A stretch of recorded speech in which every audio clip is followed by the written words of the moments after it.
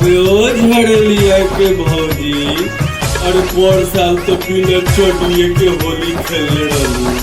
ए साल काहे हमरा से खिसियाइल बारू? का कोही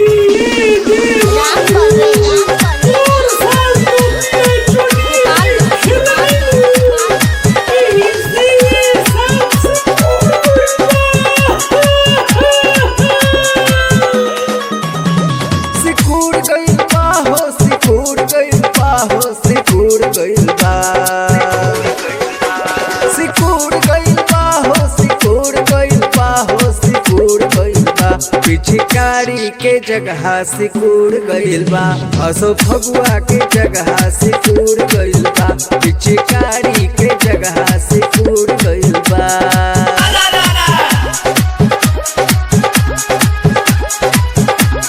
होली है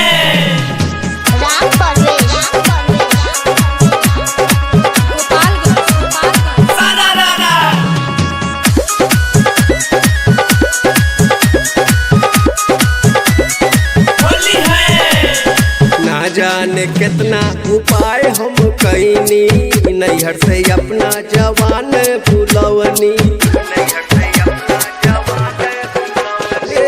ना जाने कितना उपाय हम कईनी, नैहर से अपना जवान भुलवनी। फिकीर भइल बा हो, फिकीर भइल बा हो, फिकीर भइल बा। पिचकारी के जगह सिकुड़ गइल बा, असो फगुआ के जगह सिकुड़ गइल बा। पिचकारी के जगह सिकुड़ गइल बा। होली है होली है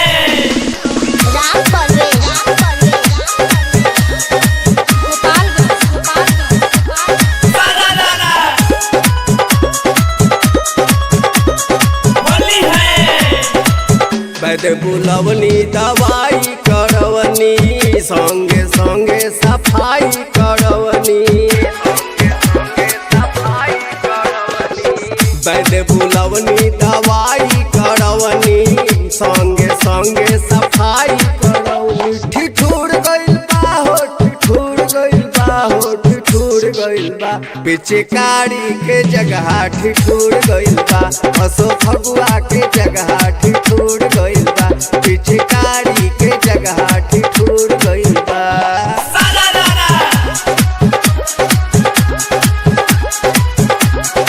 होली है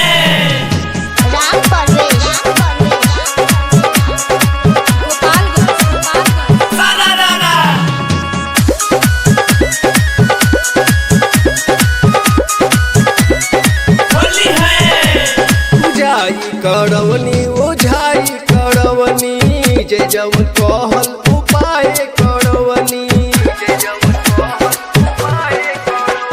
पूजाई करवनी ओझाई करवनी, जे जवन कहल उपाय करवनी। लिखतारी बिना हुकुर भइल बा हो, हुकुर भइल बा। पिचकारी के जगह सिकुड़ गइल बा, असो फगुआ के जगह सिकुड़ गइल बा।